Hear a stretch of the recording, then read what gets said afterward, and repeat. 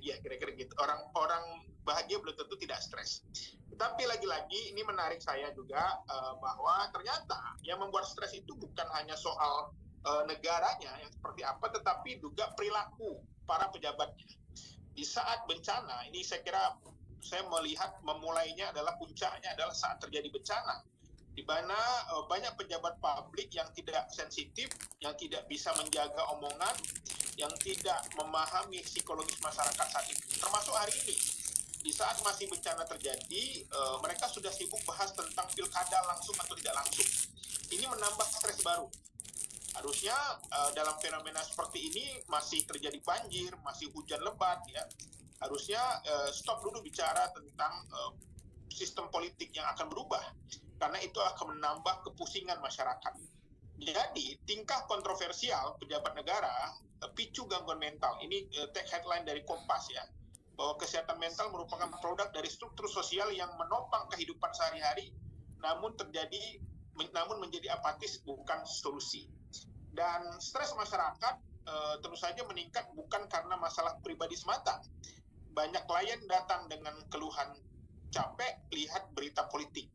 Dan ini penuh saja menjadi fenomena kolektif, ya, di mana apalagi terbaru di mana seorang presiden sebuah negara bisa menangkap presiden negara lain, ya, dan ini akan menjadi pemicu stres kolektif di tingkat global. Bahkan orang memprediksi akan terjadi perang dunia ketiga. Jadi perilaku pejabat publik, politisi, ya, ini terus saja juga berisiko memicu terjadinya stres kolektif. Apa fenomena sosial aktual hari ini? Kita lihat banyak terjadi di masyarakat cemas berlebihan mengikut berita politik. Jadi banyak orang sekarang scroll berita stres. Kenapa? Karena ternyata terlalu banyak berita yang kontroversi, ya, di mana mereka memudahkan masalah, ya. Misalnya konten-konten cerita atau statement-statement pejabat publik, menteri khususnya, yang menganggap bahwa bencana itu tidak sesuai dengan apa yang digambarkan di media sosial, bahwa listrik akan segera menyala, ya, dan faktanya tidak. Itu akan juga menjadi pemicu. Kemudian mudah marah, ya, tersulut diskusi dengan kebijakan, ya, ini penting. Di saat orang lagi bantu membahu donasi, tiba-tiba ada statement bahwa yang menggalang donasi tidak izin akan dipidana. Ini jadi memicu lagi.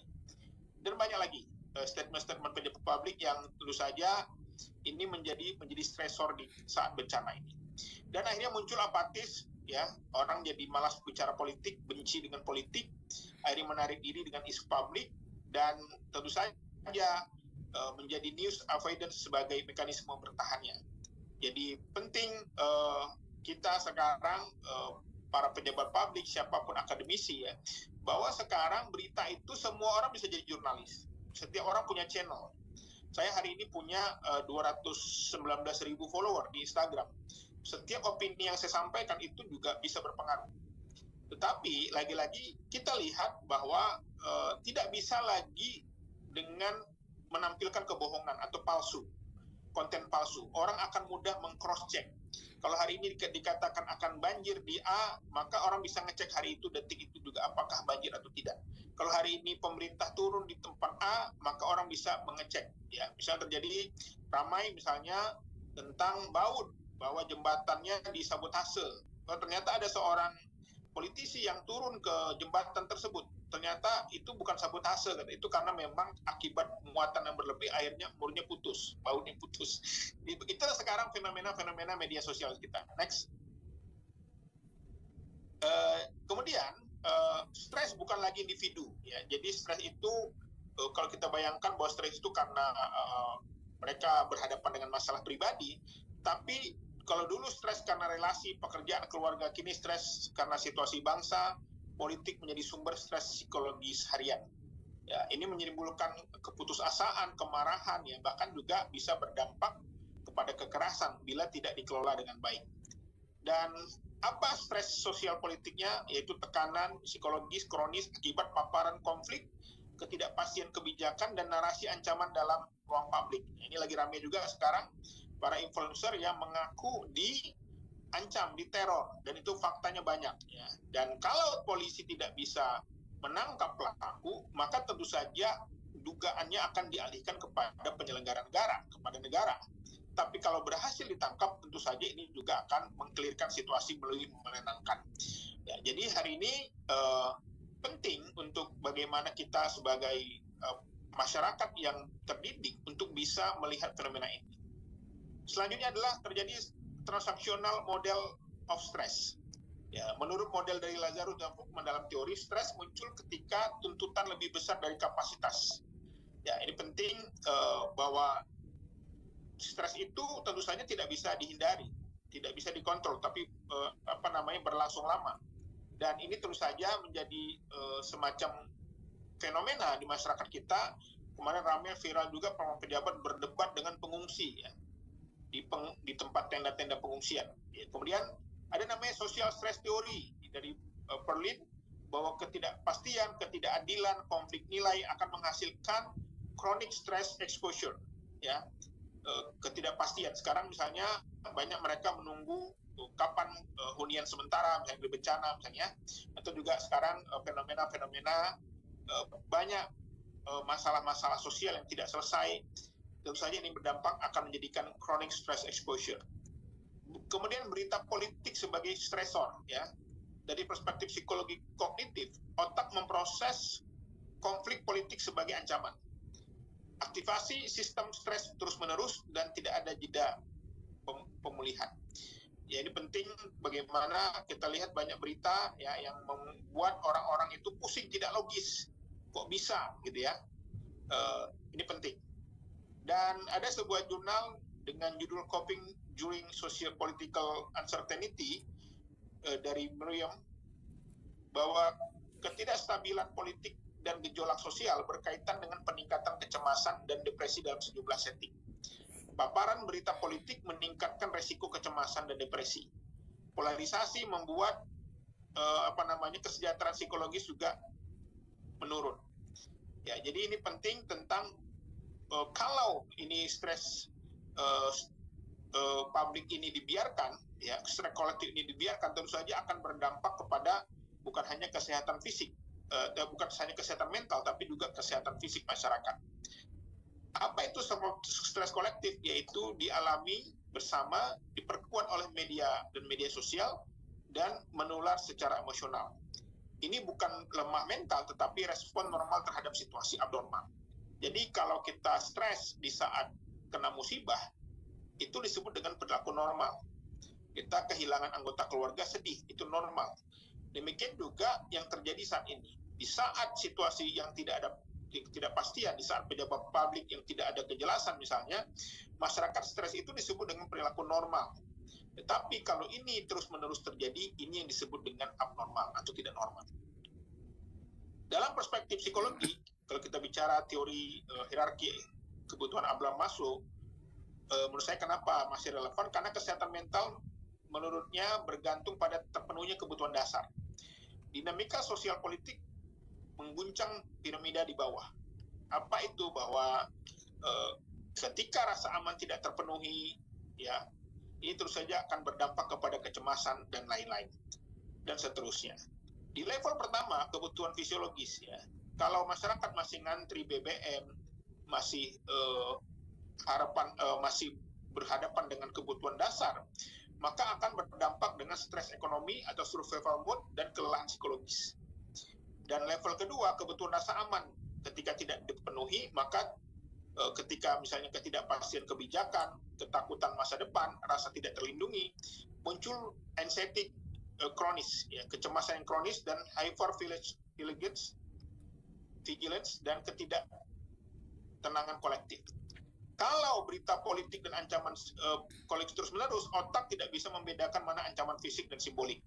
Disebut dengan konflik politik atau the threat of safety. Jadi paparan terus-menerus sama dengan stres berkepanjangan. Jadi hari ini kita melihat salah satu pemicu adalah media sosial yang sangat aktif, kencang, ya, kuat, ya, menyuarakan segala macam bentuk ketidakadilan, ketidakjujuran, ya, yang ini juga akhirnya viral dan berdampak kepada perilaku masyarakat. Dan di level 3, belonging, polarisasi berdampak pada retaknya relasi sosial. Hari ini mungkin terbagi kubu antara pendukung pemerintah dan orang yang oposisi misalnya secara ideologi, tetapi yang terjadi saat ini bukan hanya karena ideologi, tapi karena kebijakan. Kalau kebijakan pemerintahnya bagus, pasti masyarakat rasional juga akan mendukungnya. Tetapi ketika pemerintah menganggap orang yang mengkritiknya adalah bagian dari orang yang tidak suka dengan pemerintahannya, ini yang menjadi salah satu sumber masalah. Orang-orang rasional jadi putus asa. Retaknya relasi sosial, konflik keluarga dan pertemanan, dan menurunnya rasa kebersamaan. Jadi dukungan sosial melemah, akhirnya stres meningkat. Dan level 3, harga diri, ya, narasi publik membuat individu merasa tidak didengar, tidak dihargai, tidak berdaya, akhirnya berdampak kepada sinisme, learned helplessness, dan apatis politik. Mereka akhirnya benci dengan politik, karena banyak sekali orang-orang ingkar janji, tidak mau mendengarkan, tidak mau mendengar aspirasi, dan lain-lain.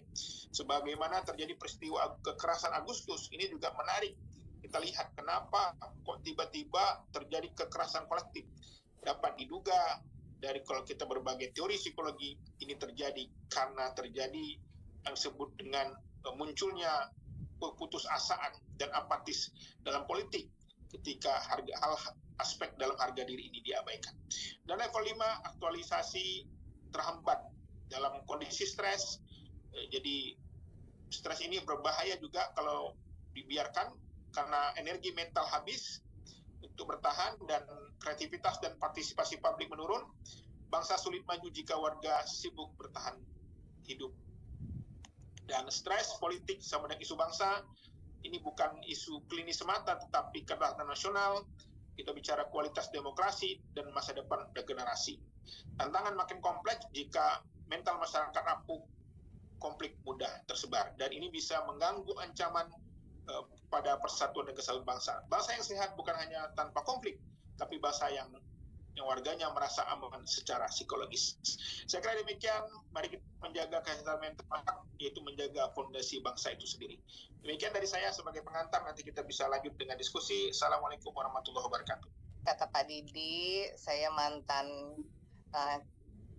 caleg DPR RI terpilih, tapi nggak dilantik, ditendang, kemudian yang harusnya 2024-2029 menjadi bagian dari parlemen, tidak mendapatkan kesempatan tersebut. Tapi di lain sisi kita melihat positifnya, kalau melihat begitu banyaknya hal yang terjadi di negara ini, dan kemudian lontaran-lontaran tajam pada mereka yang menjadi bagian dari parlemen, saya bisa bilang mungkin saya bersyukur juga ya tidak menjadi bagian dari parlemen begitu. Mbak Anissa, makasih sudah memperkenalkan. Dan tentu juga terima kasih kepada Pak Didi J. Rahbini selaku Rektor Universitas Paramadina, di mana tempat saya berkiprah di dunia akademik, memberi kesempatan untuk membahas satu hal yang Pak Iqbal tuliskan dengan baik sekali, dan ini berkaitan dengan stres kolektif dan trauma sosial juga begitu, yang diberikan kepada saya untuk melihatnya dalam perspektif pangan bangsa. Bu Fathia Kertamuda, izin Bu, saya mau memaparkan, tapi tentu ini tidak akan lebih baik daripada Pak Iqbal tadi yang sudah menyampaikan dalam konteks buah pikirnya. Tapi memang ya Mbak Anissa, tadi ketika Prof. Didi sampaikan gimana sih munculnya dan mengupas serta menyentil tentang kebijakan dan mereka yang mengelolanya, kan kita bicara bangsa, sistem, kemudian juga yang ada di sini itu manusia semua begitu. Pada hari ini seluruh pembicaranya adalah mereka yang berada dalam ranah psikologi. Tentu harapannya ada kupasan-kupasan psikologis individual, tapi juga dalam perspektif kacamata sosial gitu. Dan saya sebagai orang yang ada di luar pemerintahan, juga di luar dari legislatif, dan adalah bagian dari praktisi psikologi, manusianya itu memang sangat urgent. Manusianya memang sangat urgent. Kalau kata Pak Didi tadi, beliau sampaikan bahwa masih menjadi dosen Paramadina aja di assessment psikologi gitu ya. Saya mau bilang juga bahwa menjadi bagian dari partai juga itu adalah ada seleksi psikologisnya juga, tapi memang bukan menjadi acuan utama gitu untuk menjadi bagian dari anggota partai. Terus kemudian kalau kita bicara di pemerintahan, para teman-teman yang merupakan praktisi psikologi juga tahu begitu banyaknya assessment center yang dilakukan. Jadi memang ada gitu kupasan psikologi secara individu pada entah itu calon pemimpinnya, entah itu kemudian mereka yang ada di posisi tertentu untuk mengusahakan the right man and the right place-nya gitu. Krisis psikologi kolektif laten yang disebutkan oleh Pak Iqbal ini memang kelihatan ya bahwa Indonesia banyak sekali saat ini, belakangan ini saya memang juga sangat berempati.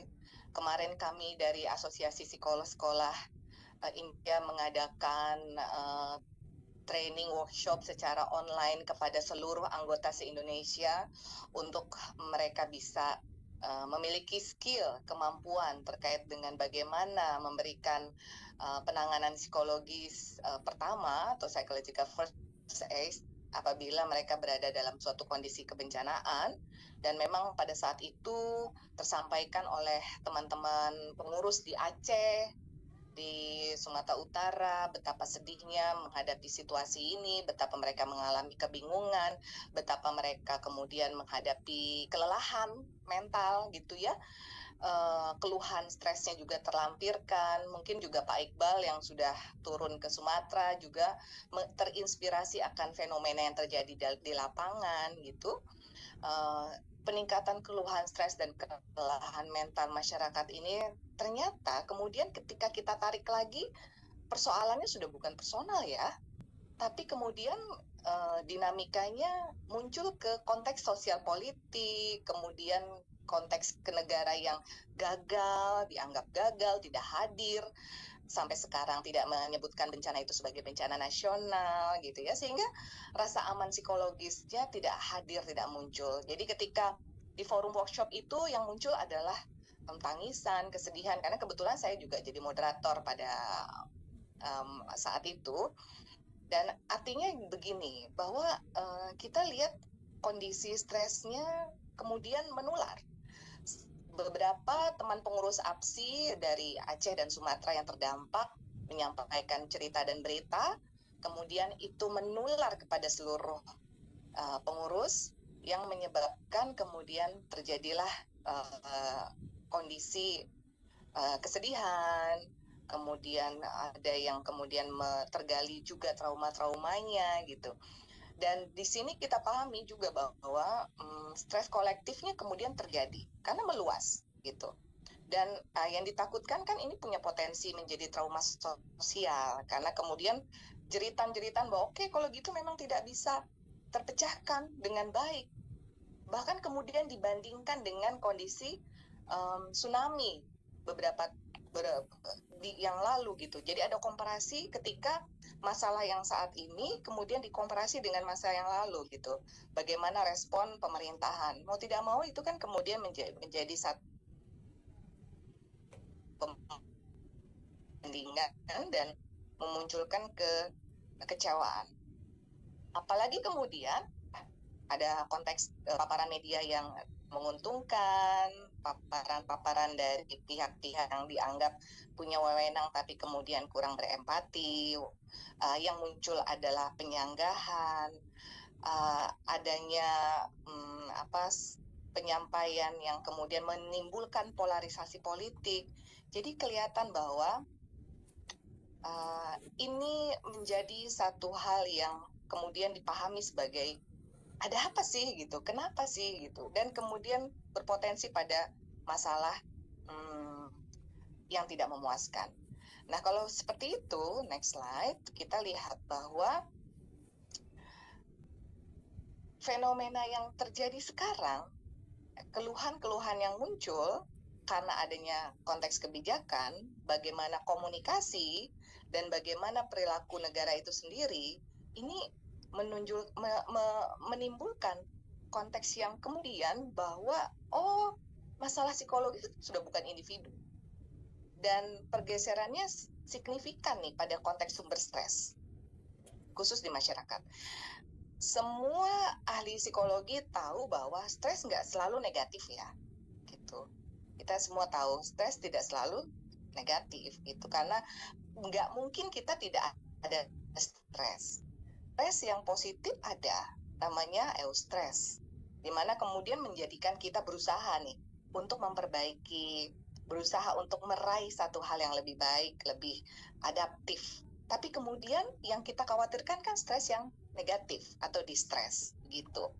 Dan tulisan Pak Iqbal itu sebenarnya saya rasa itu satu bentuk kekhawatiran jangan sampai kemudian perubahan pola masyarakat yang tadinya stres dan gangguan psikologisnya bersumber dari persoalan personal yang biasanya ada pada konteks keluarga, pekerjaan, dan konflik interpersonal, menjadi kemudian pada konteks pada kebijakan publik, cara negara berkomunikasi, perilaku pejabat negara, menimbulkan hal yang distress atau negatif gitu. Nah, karena kita tahu konteks pemicu utamanya kalau bicara terkait dengan masalah ini kan adalah transisi, diawali dari transisi politik lalu gitu. Perubahan kepemimpinan, masalah yang ditinggalkan pemimpin yang dulu, kemudian sampai sekarang ada gitu, kontestasi kekuasaan, lalu arah kebijakan seperti apa, ya, yang kecil-kecil kan kemudian tuh menjadi masalah. Lah muncul lagi masalah ekologis dan bencana, ya. Tadi malam kemarin juga masih ada lagi masalah baru kebencanaan, kebijakan publik, ya, kita mengharapkan adanya statement bencana nasional, tapi kemudian tidak. Tentu kemudian ada spekulasi berita-berita di balik ini bahwa ini mungkin karena mungkin karena masalah ekonomi, mungkin masalah bisnis dan sebagainya. Tapi kemudian itu menjadi hal yang membingungkan buat masyarakat. Konflik elit di ruang publik juga yang terjadi, dipertontonkan terbuka gitu. Jadi media sosial juga punya peranan ya untuk memperburuk iklim emosi kolektif ini begitu. Dan bicara stres kolektif, next slide, kita bicara bahwa setuju, ini tekanan psikologis yang dialami luas oleh kelompok masyarakat, dan kemudian mengacunya udah bukan klinis ya, tapi sosial politik yang berkelanjutan gitu. Nah, dalam hal ini kita tahu bahwa nggak perlu pengalaman langsung, nggak perlu persoalan itu dihadirkan, muncul, dan dirasakan oleh individu. Individu itu bisa mengalami stres hanya dengan menyaksikan, kemudian dia bisa dirasakan secara massal, ya, seperti yang terjadi saat ini.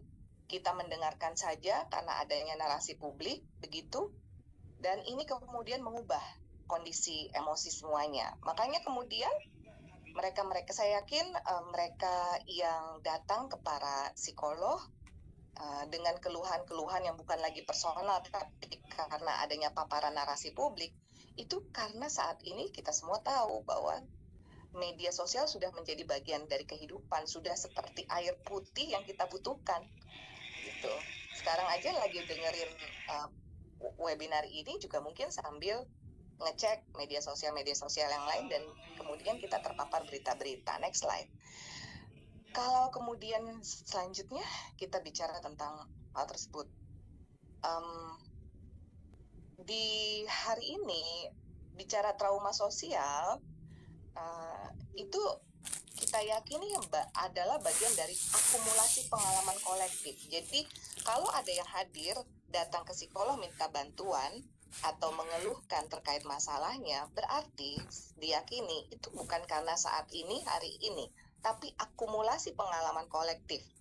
Ketika dia berulang kali menyaksikan, ketika dia berulang kali mengalami kegagalan negara barangkali, kegagalan institusi barangkali, dalam melindungi bahkan merespon serta mungkin keberpihakan pada warga gitu.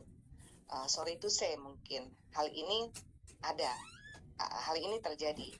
Jadi bukan karena 1 hari, 2 hari, seminggu, tapi mungkin pengalaman-pengalaman yang lalu yang tertumpuk dan merupakan koleksi pengalaman sebelumnya.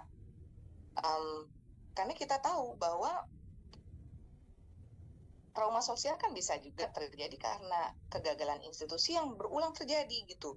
Krisis terjadi, ketidakadilan terjadi, penderitaan publik terjadi berkali-kali. Kemudian nggak ada penyelesaian yang bermakna. Masyarakat belajar bahwa kegagalan bukan dari insiden, tapi ini ada pola nih. Panjang sebenarnya, dan ini menimbulkan rasa nggak aman, ya. Kemudian validasi empatik terhadap penderitaan publik itu nggak keluar gitu dari mereka yang diharapkan bisa menyampaikan kebijakan dengan empatik gitu. Tadi malam saya melihat ketika baru pulang di rumah, saya buka TV, ada seorang pejabat, kita sebutlah dari angkatan, dan menyampaikan bantuan itu. Kami juga memberikan bantuan. Anda memberikan bantuan, Anda berfoto, Anda menyampaikan kepada media bahwa Anda memberikan bantuan gitu.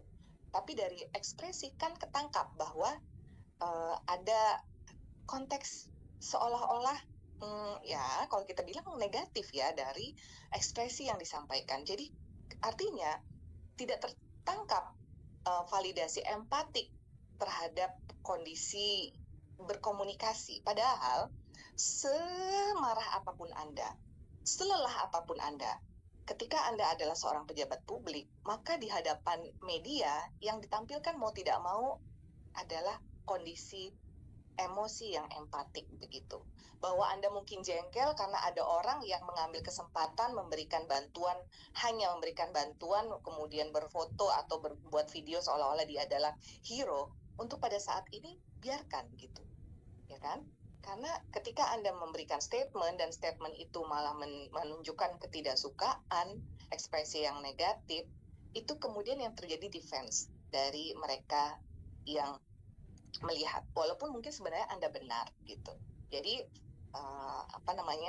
ekspresi empatik yang tidak tertuangkan, tidak ditampilkan, sayangnya terlihat, dan ini menimbulkan kondisi yang tidak menyenangkan, mendorong munculnya trauma juga gitu. Nah, walaupun kita tahu ya bahwa ini mungkin karena kelelahan gitu. Kondisi sekarang kondisi yang nggak normal, kebencanaan, semua harus terjun, tapi kita dikarenakan status kemudian yang berusaha itu hanya penuh dengan keterbatasan karena kemudian tidak ada support kita, kemudian ada larangan untuk menerima support dari luar dan sebagainya. Tapi kan resiko begitu ya. Masalahnya adalah ketika ini kemudian menjadi dianggap biasa, normalisasi, nah itu nggak sehat. Bahwa kondisi sekarang itu ya udahlah, wajarlah, ini adalah pengalaman yang pernah terjadi sebelumnya, kamu bisa melakukannya. Oh enggak, ketika kegagalan dan penderitaan menjadi sesuatu yang dianggap biasa, dilewati begitu aja gitu ya, bahkan kemudian menjadi konflik elit begitu, masyarakat yang menonton dipaksa beradaptasi dengan kondisi ini, itu nggak sehat ya. Trauma jadi semakin mengakar karena kemudian kita nggak merasa safety sebagai bagian dari bangsa gitu, dan itu menjadikan satu bentuk trauma sosial. Kalau saya ada di posisi itu bagaimana, kan gitu jadinya ya. Trauma sosial memang jarang jadi gangguan klinis ya pada individu, namun bisa sangat luas dampaknya dan merusak secara sosial begitu. Kita jadi sinis pada politik. Banyak orang yang ketika mengetahui, contoh ya, saya itu menjadi bagian dari kerja-kerja politik, kemudian berpikir negatif gitu, politik tuh. Saya ingat sekali ketika kemarin misalnya ada sebuah lembaga negara yang meminta bantuan untuk bisa membantu mereka untuk mempenetrasi suatu program di masyarakat. Saya melihat ini dengan kacamata kepentingan masyarakat. Tapi ketika saya bawa ke suatu asosiasi profesi dan saya komunikasikan kepada seorang ketuanya yang menjadi ketua umum, beliau langsung blok. Gitu. Karena apa? Karena sinisme politik begitu. Sinisme politik ini menjadikan kita tidak mendapatkan kepercayaan, karena yang muncul adalah apatis, curiga. ini nanti dipakai hanya untuk memenangkan program si ini begitu. Jadi curiga, jadi pesimis gitu terhadap negara dan terhadap institusi publik, kan itu malah merugikan. Kalau mau bilang merugikan kerugian, boleh saya sampaikan, saya juga merasa rugi gitu. Tapi kalau kemudian kita berpikir ini buat masyarakat gitu, kalau kita kerjakan itu akan membantu masyarakat, maka kita akan lakukan. Tapi masalahnya, saya juga tidak menyalahkan ketika seorang ketua tadi menyatakan menolak untuk bekerja sama dengan lembaga negara itu karena dia nggak percaya pada institusi tersebut karena adanya sinisme politik gitu. Lelah secara moral, mungkin yang bersangkutan lelah, bukan karena nggak peduli, tapi kecewa. Seperti itu. Dan ini merugikan sekali, merupakan dampak psikologis dan sosial dari konteks trauma sosial itu sendiri. Yang terjadi adalah penurunan partisipasi sipil. Ketika bersuara dianggap nggak berdampak, masyarakat menarik diri dari keterlibatan politik dan sosial sudah banyak sekali gitu. Pemilu nggak kemudian ikut, padahal kalau yang tahu kondisi pemilu, kalau kita nggak ikut, malah kita yang suara kita dicoblosin sama yang tidak berkepentingan, itu saya tahu banget itu. Jadi memang harusnya ikut gitu. Tapi kemudian kan penurunan partisipasi sipil ini menjadi dampak dari konteks trauma sosial yang terjadi gitu. Masyarakat jadi menarik diri dari keterlibatan politik dan sosial. Ya udahlah, yang dipilih pasti itu, yang dapat pasti itu misalnya. Kemudian yang terjadi adalah jadi kebersamaan dan solidaritas yang melemah.